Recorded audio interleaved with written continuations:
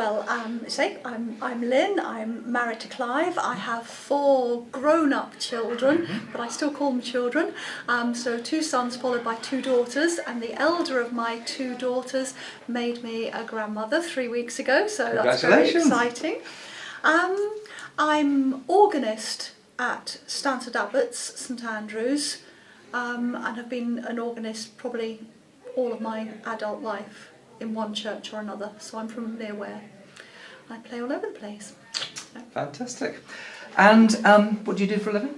I work here at Diocesan Office. Do I need to say that again? Because they won't know what here is. Yes, Diocesan Office. That means you're in head office, aren't you? No, I'm PA to the Diocesan Secretary for St Albans, and well, it's an opportunity to be gloriously bossy. Administration is a gift from God, along with the music. And you're telling us. And I'm bossy, bossy, bossy. Excellent. So. Okay. So you are a third year lay reader? Second year. Second year? Yeah. So that makes you halfway through, is that right? Yes, just past halfway. Okay. Now I want to ask you a question about the first lay reader you remember meeting. Do you remember anything about that? I suppose until I got involved with all this, the only lay reader. And she was someone in one of the other churches. We're a team parish, right. So there are several parishes in one benefice. And although she was linked with the other church, we just gelled. And I think very early on, she was doing her studying. I wanted to encourage her, so I was part of her support group. Okay. And she would always say, "You really should be doing this, Lynn." And I would say, "Well, I can't because I'm an organist, you know, God's given me the music, you know." And also, to be honest, girl guiding takes up every single inch of my voluntary life. So between guiding and being the organist, I never really thought I could be a reader, even though this lovely friend of mine, Anne, she just exuded this sort of, you know, guess what I've just learnt, you know, and I think that's where I am now. I want to say, guess what I've just learnt. I tell people upstairs in the main offices and I drive them around the bend, guess what I've just learnt. So what made you want to become a reader? I think it just grew. She kept, as I say, she has great influence and kept saying this is something you should be doing. But also, I'm a trainer for the Guide Association, and I knew that I could make people leave a training session thinking, well, I don't know what she's on, but I want some of that. Or, you know, or we would train on a topic and people would, you know, a light would come on or they would want to go and try it out. And God wouldn't go away. He kept banging on in my head that He gave me the training skills, He gave me the enthusiasm, He gave me the energy and the ability to share, I don't know, something that really gets me excited within guiding or within music. So why on earth wasn't I doing it for Him? Sure. And it was a bit like a woodpecker. Every 10 years He banged on my head. Okay. And what would you say, now that you're going through the training, what have you gained from the training you've done so far? I know you're halfway.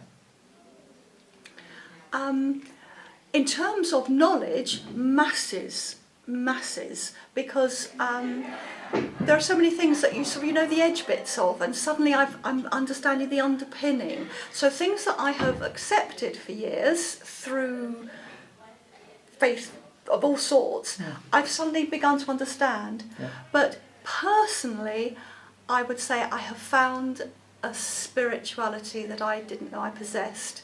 How I thought I could do the guiding, do all the music, work full time, be a busy family and do all this reader training without God being so beside me, I don't know. But He did, and I've hung on to Him, and there have been times when I've literally thought, how am I going to get through this week?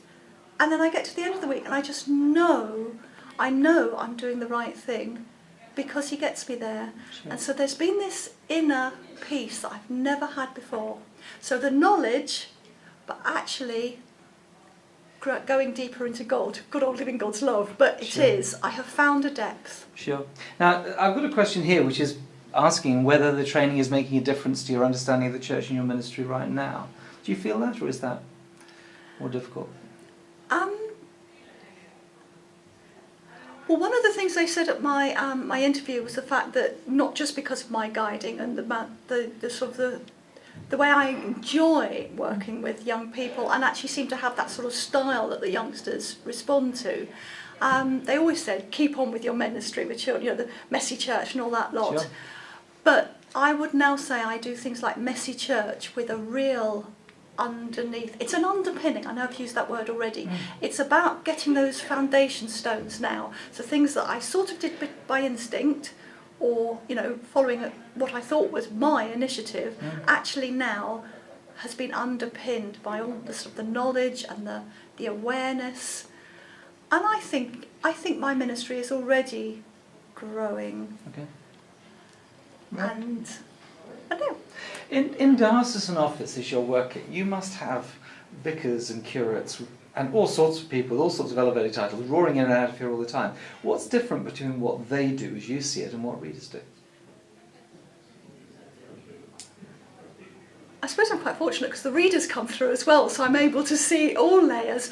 I suppose one thing is that the fact that the readers are there as lay people that still minister. I do think those who are fully ordained have a very special ministry and a very special work, but there is real work for those of us within lay ministry, and those of us who have got the enthusiasm and the energy to learn, we can pick up the skills and the expertise and that sort of depth that we didn't have just as straightforward lay people, that we are developing as readers.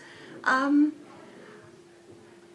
was a bit of a difficult question, wasn't it? It was. But I suppose there's always this sense that we're on the same side, but then I think the clergy on the whole, certainly within our diocese, seem to be they value the readers that they've got. So I do hear sometimes people say, oh, you know, readers like second-rate citizens. I've never felt that. I think reader ministry is a perfect way to be a lay person. And certainly someone like me, whose main Sunday role will probably be as an organist, primarily for a very, very long time. Okay. So there will be the role of that as a lay person, but I can use my lay ministry skills to work alongside the clergy and do things like the messy church, the outreach, the sort of the... Well, you anticipated my next question, which is what are you going to be doing? What do you look forward to doing once you've been licensed?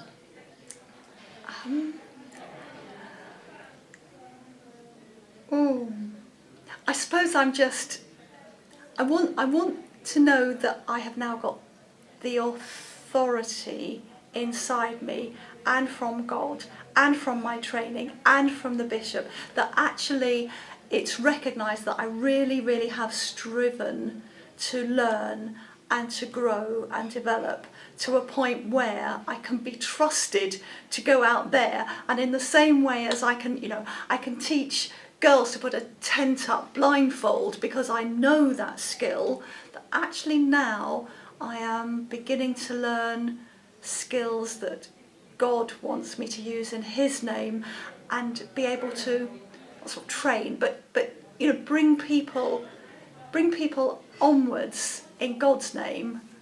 And I suppose just at the moment it will be with young people and children, but who knows? Who knows what next? But you can do that on an organ bench as well, which is wonderful. Yes, and of course the music. Music is a lovely bridge with young people and children.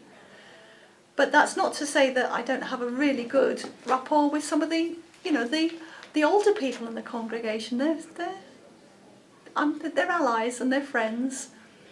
That's fantastic. And I think they're having a bit of a pride. It's rather nice that they're proud of me, and they say so. And it's like being, you know, a blessed person in the family. Isn't that great? It's wonderful.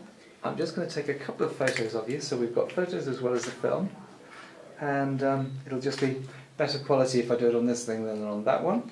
But that's absolutely wonderful. I think it's just fantastic, this story about you being an organist and a reader, because a lot of people maybe think that it's going to go straight into services and stuff, but actually if you're going to be on the organ bench still, but you're still going to be a reader because there's so many other things you'll be doing and you're still a reader. And I think that's possibly what held me back. It took me a long time to say, I need to check this out. And I threw it at God and I thought, well, if it's not to be, I will have a few of those interviews and someone will very kindly say, this is great, but actually you are doing a great job with the music. You are bringing spirituality into young people's lives, even though you're not doing it as a reader. God's satisfied. And instead, weeks later, I found myself in a room with all the other readers in training. Fast. Wonderful. Thank you so much. Thank That's been you. fantastic, then.